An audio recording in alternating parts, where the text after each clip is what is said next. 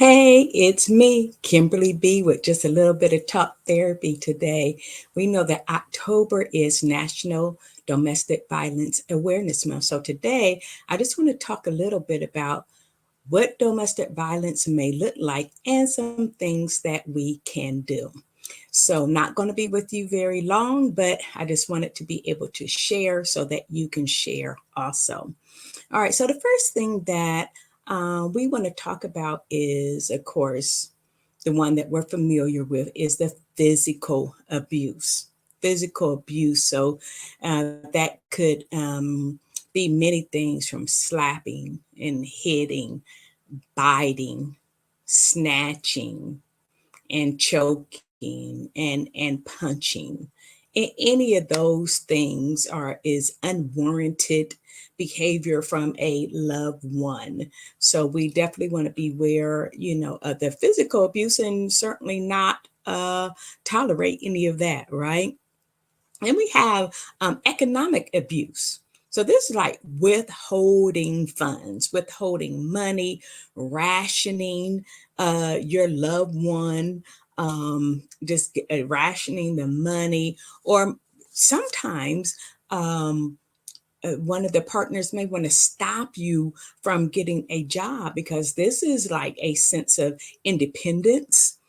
So they may try to stop you, from getting a job, and sometimes they can also try to take money from you, trying to create that codependency upon you. So again, all of this that we're talking about today is domestic violence. And then we have sexual abuse, and this can be forcing you to have sex against your will or using you as a sex object. We are not sex objects, right?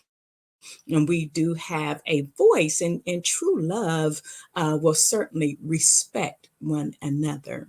So we have the physical abuse, the economic abuse, the sexual abuse, and then the emotional abuse. This is so hard because it leaves internal scars that people cannot see. But emotional abuse is just as bad as physical abuse, and sometimes it takes a little longer to heal. So this is putting a person down or calling them out of their name or gaslighting them, making them think that you are crazy or that they didn't say something that that they said, or that um, uh, you didn't do something that you said. They just tend to make you feel like you are crazy, or they may withhold emotional care, knowing that you have need of certain types of emotions and you need them to be nurturing and caring and sharing. They're just void of all of that on purpose. That is emotional neglect and also emotional abuse. And then we have what some abusers will use, and this is isolation. Now, they may not physically or sexually abuse you, but they may use isolation to try to control you, to control where you go, who you talk to, what you do, and they just have those tight reins on you. And most often, they will isolate you from your family. They will take you away from people that you love, because if you're around them, you're going to tend to talk, and they don't want that. So they want to isolate you in order to control you. And these are just some of the components of domestic violence. Certainly, it's not all of them. I just wanted to take time to mention it because, again, this is Domestic Violence Awareness Month. And then some abusers will use children and other people and things to try to control you. Like they'll use children to relay messages. Can we not use the children, please? Please be adults and speak for yourself. We don't need to send messages through children. All right. Or they'll use visitation to harass the other parent, like it's time to pick up or to drop off, and they use that opportunity to come in and spite the other one, or they'll threaten to take the children away from you, or to call children's services for something frivolous or whatever. And sometimes they may even use religion to try to control you.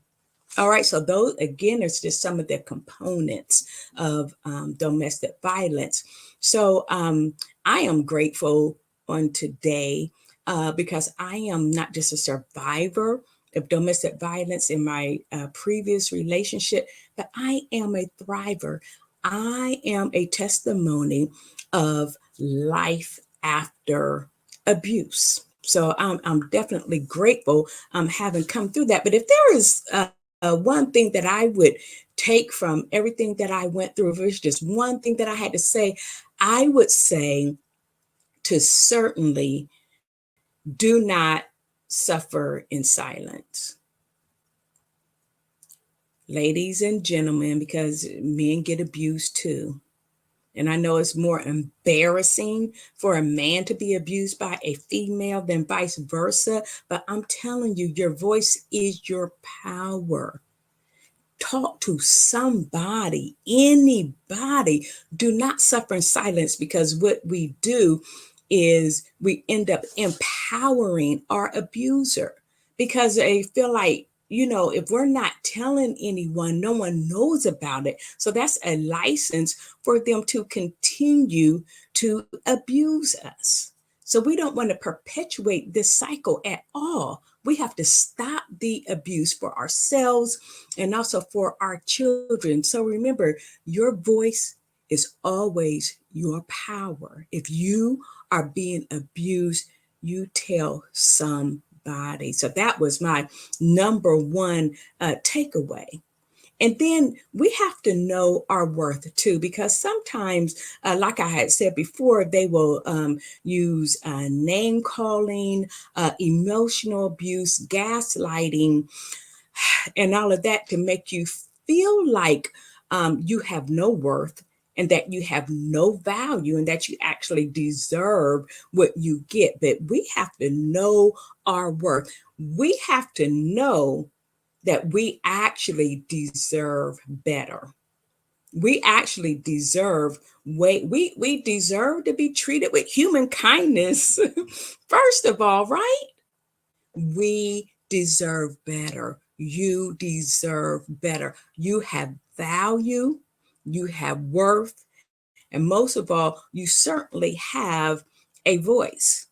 And don't accept the guilt trip like, I made him hit me.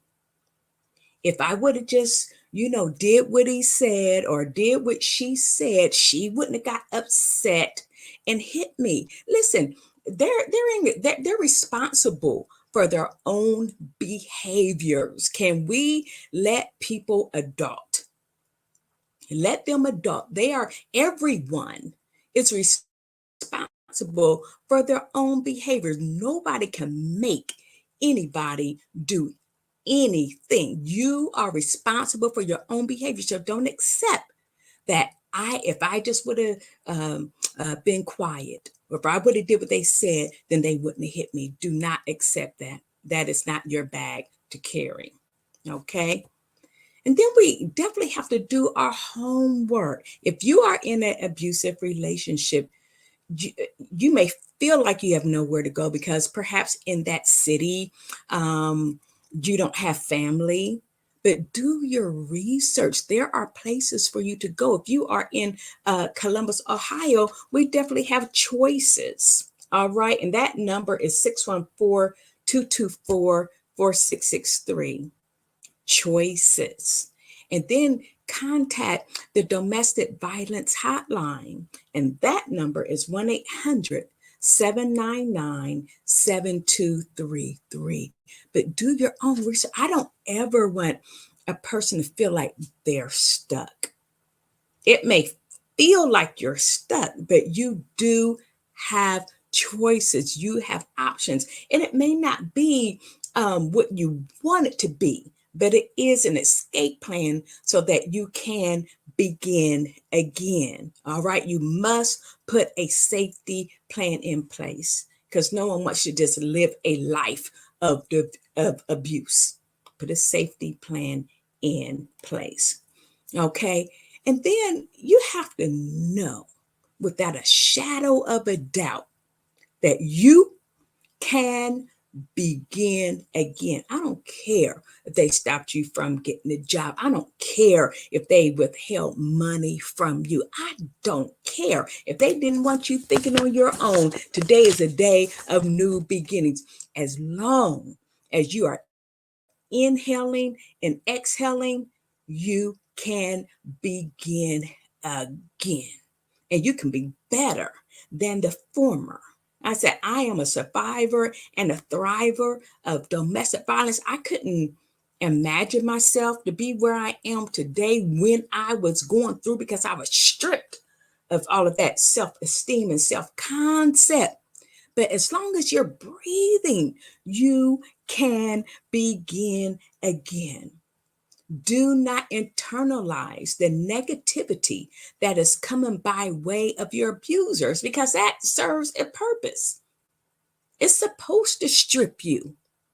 It's supposed to make you feel like you're nothing. But please do not accept and internalize what your abuser says about you. Those are all lies. You can begin again.